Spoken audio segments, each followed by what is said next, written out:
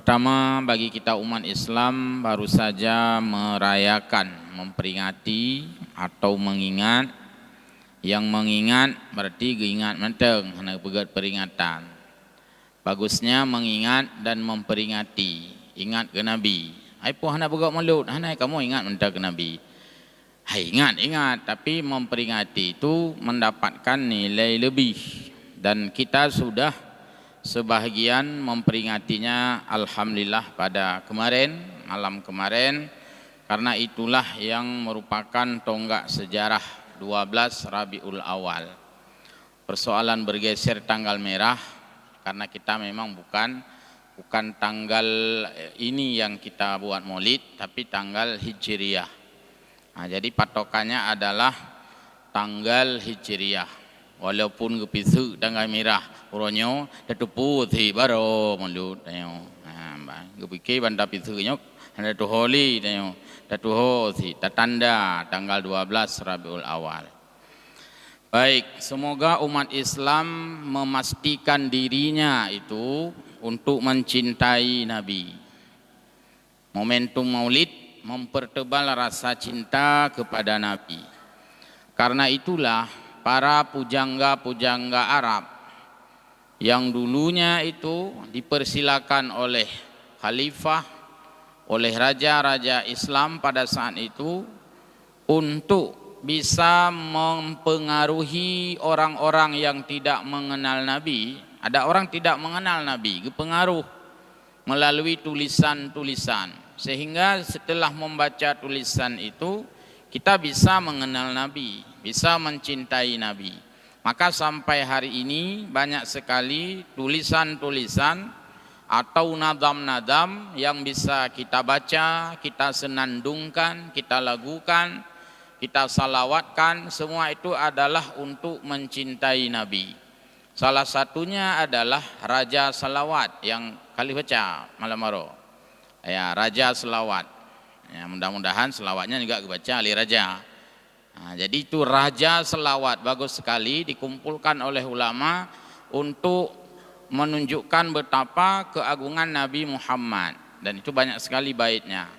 Pat temeng Raja Selawat ya, nanti beli satu kitab Majmu' Syarif yang langtah ibu-ibu majelis taklim, nah Majmu' Syarif yang menyolang tah ibu majelis taklim, nah tanya, tapi menyolang tah ibu ke majelis taklim yang lip yang temulang tah katanya hana aja ya, jadi itu bagus dibaca, bukan hanya saat Maulid, kapanpun bagus dibaca.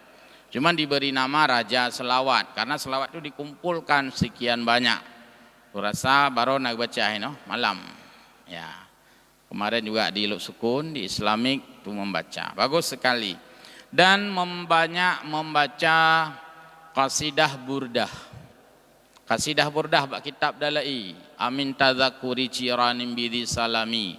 Mazaz tudam anjara mimuklatim bidami dan seterusnya. Yang getulih pi li Imam Burdah Husyairi untuk mencintai Nabi. Bagus sekali di banyak membaca qasidah burdah yang getulih ba akhir kitab Dalail Khairat. Dalai ba ujung qasidah burdah. Qasidah burdahnya yang dalam bentuk tanya jawab. Tanya gero, jawab gero. Jadi tujuannya mencintai Nabi. Bagus. Dan hari ini sudah ada terjemah. Mungkin perlepu le qasidah burdahnya. Bisa sudah banyak yang diterjemah. Dan juga membaca selawat-selawat yang di dalam kitab-kitab salawat. Banyak sekali. Termasuk lagenaan yang sering ditanyakan. Yaitu lam yahtalim qatutaha mutlaqan abada. Yang dikumpul oleh para ulama juga berdasarkan hadis-hadis Nabi. Bagaimana sifat-sifat kemuliaan Nabi seperti ditulis di dalam kitab Syama'ilun Nabi. Kitab yang menunjukkan kesempurnaan pribadi Nabi. Jadi itu dibaca semua. Yang mandumnya curahan, gubahan untuk hana tatong pegah le cinta Nabi sehingga getulih seindah-indah mungkin, bahkan disayembarakan. Termasuk yang menulis yang paling bagus dalam hal ini adalah yaitu Syekh Ja'far Al-Barzanji, kitab Barzanji. Nah, kita tidak mengambil patokan bagi orang-orang yang tidak paham masalah ini. Hana taco ukurannya itu, taco ukuran cinta Nabi. Bagaimana orang-orang dahulu menulis gubahan itu dibaca sehingga yang hana turi Nabi katuri, yang turi lebih turi lah. Jadi semakin mendekat hati dan perasaan pada Nabi. Itulah gubahan-gubahan. Man miyotap timang urang yang hanam fomnya dalam itu. Kitab dalam itu dan lain-lain. Kita tidak peduli itu. Yang kita inginkan adalah bagaimana kecintaan kita pada Nabi. Bahkan bagaimana ditulis kisah pada saat kelahiran Nabi. Sehingga ditulis dalam Untayan Barzanji itu sangat panjang sekali. Mulai abtadiul imla abismizatil aliyah dan seterusnya. Nyan mandumian, maka bak maulid itu kebaca tanyan. Cuman duduk kamu modifikasi becut, kamu lingi-lingi, kamu hiburan becut. Punya zaman khusus bacanya beri makna yang urung anggo gete gedengannya. Punya ini harus rekem karena hiburan ini kan, harus rekem becut. Jadi punya zaman memang cinta kepada Nabi. Kemudian kenapa pada saat salawat kita berdiri? Ujiat tes salawat kepada kaum ayah mimi mandu, mari kita nyodang siat tam selawat kepada Nabi. Nanti dibaca kitab mafahimul kitab yang menjelaskan tentang keutamaan Nabi. Di sana dijelaskan ketika kita berselawat kita merasakan Nabi hadir bersama kita. Nabi lagi gedong saja tanya. Mana Nabi gedong dia kan tak dong, mek duduk tanya mu preman tanya Nabi gedong. Maka kita bangun berdiri merasakan Nabi itu hadir di tengah-tengah kita. Karena Nabi itu yang tidak ada lagi adalah jasadnya. Sedangkan jiwa Nabi ada, akhlak Nabi ada, keutamaan Nabi ada. Maka Nabi itu yang sudah tidak ada adalah tubuhnya. Sedangkan jasanya, sedangkan ilmunya, sedangkan akhlaknya itu selalu ada. Maka Nabi itu seolah hadir bersama kita. Dan yang perlu tak ulang kembali. Mudah-mudahan tidak banyak yang mengacaukan masalah ini dengan hanya adu argumen. Gaduh argumen tapi. Jadi kita jangan membuang waktu untuk adu argumen yang hana perlu. Gaduh tanya yang dari maulid surah teput. Gaduh tanya yang nyan surah teput. Lah hana pertanyaan. Ada tanya pak dali mulut, pak dali ini kan itu enggak perlu itu. Karena na dali pihana kita analisa, mangga enggak ada begah, hana payah haju gede. Jadi maksudnya kita tidak hanya bergelimang dengan pertanyaan-pertanyaan mulut bid'ah, bek-beklehnya urusan. Nyotun war beop losaka. Jadi itu sudah terlalu jauh pertanyaan itu. Hari ini bagaimana umat berekspresi? Bagaimana mencintai Nabi melalui apa saja yang bisa membuat dia dekat dengan Nabi. Juga ketinggalan dalam mempelajari hadis Nabi. Yang utama ya. Dan dengan memperingati Maulid ini kita merasakan hadirnya Nabi dalam semua ruang, dalam semua dimensi, dalam semua waktu, dalam semua zaman. Nabi kan lang masjid mentang tamang. Baik tanya saya kata tamang lang masjid nyoka kapegat-gat akai lagi Nabi. Iluam masjid entahkah nalai Nabi. Nabi masuk masjid, Nabi berada di jalan, Nabi berada di rumah, Nabi berada di saf salat, Nabi berada di luar, bahkan Nabi berada dalam peperangan, Nabi berada di dalam agama, Nabi berada di dalam politik. Kan mandum ruang na Nabi. Jadi urang ikut nabinya, urang masuk semua ruang. Termasuk masuk ranah politik sebenarnya. Cuma karena pengen legot, urang ikut nabi baik tak mau politik. Maka karena ketika kenang pengen, maka iramah di politik. Maka orang yang ikut nabi seolah-olah menjadi objek politik. Semestinya subjek. Semestinya pelaku semestinya. Jadi ini karena kita kurang mengikuti aspek yang diajarkan oleh Nabi. Jadi banyak sekali hal-hal yang harus menjadi rujukan kita. Dan doa, sering dah baca doa segala tabit tafsirnya. Lang sembahyang, di luar sembahyang, salah satu doa yang kita ucapkan, Allahumma rzuqna mutaba'atan nabiyya sallallahu alaihi wasallam. Ya, pula mula-mulutnya cocok dah nak doanya. Allahumma rzuqna mutaba'atan nabiyya sallallahu alaihi wasallam.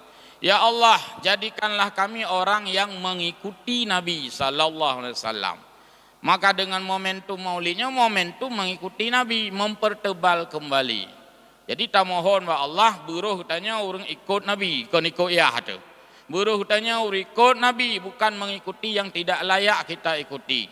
Banyak sosok-sosok yang hadir, buruh tak ikuti sosok Nabi. Jadinya doa.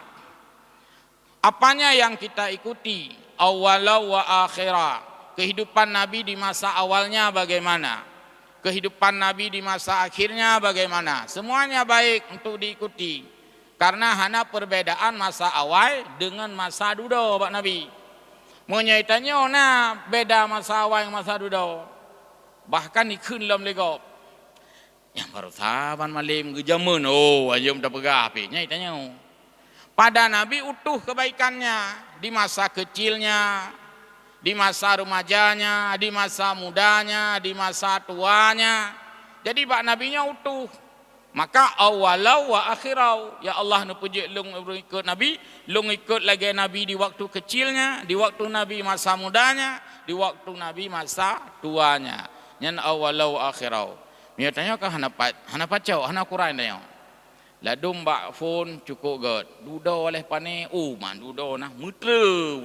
Jadi kita tidak ada bahagian yang utuh. Namanya juga kita manusia biasa. Kadang baik di awal, tidak baik pada akhir. Kadang baik di akhir, jauh-jauh tidak baik. Sedikit yang baik di awal sampai bertahan pada akhir. Maka bak tanya hana kun uswah. Kita tidak dinamakan uswatun hasanah. Karena makna uswatun hasanah adalah acuan dalam berfikir, dalam berbicara, dan dalam bertindak. Nyen acuan. Menyatanya hana pacau acuan. Kadang orang bagus sekali berfikir, tidak bagus berbuat. Tanya kanun mantang tak jai kaya Aceh kan. Kanun kabih dung kanun. Hampir setiap tahun ada prolegda, program legislatif daerah itu ada selalu ada yang prioritas, ada yang terus kita yang berfikir yang baik kun. Pegat kanunnya, di luar pegat perdanya, di negara membuat peraturan ini, itu cara berfikir yang bagus. Tapi ketika HE dah pubut sama dengan kita gagal dari segi berbuat. Sukses berpikir, gagal berbuat. Ini tanya manusia biasa. Di Nabi sukses berpikir, juga sukses berbuat. Sehingga uswatun hasanah itu menyatu antara berpikir dan berbuat plus berbicara. Kenapa manusia tidak layak dijadikan uswatun hasanah selain Nabi? Karena tidak pernah menyatu kebaikan ketiga-tiganya. Tidak seirama antara bicara, antara hati, dan antara perbuatan. Sementara pada Nabi, ketiganya itu lengkap secara sempurna. Maka kenlah uswatun hasanah. Jadi nyan sepintas untuk menyegarkan kita dalam rangka memuliakan hari kelahiran Nabi, yaitu 12 Rabiul Awal yang oleh kita umat Islam memperingatinya kemarin pada hari H. Karena banyak ketidaksiapan kita, kakak tamah wate pu boleh uke. Nya hana siap tanya sebenarnya. Bajai ron mulut, hana mulut baro. Hana kamu boleh uke. Apa mana? Preh kumukoh ile. Nya hana siap. Karena tanya hana siap, maka watenya ijak joju sampai pu bulan. Tapi kalau kita siap, maka peringatan Maulid mestinya lebih bagus pada hari H-nya pada kemarin.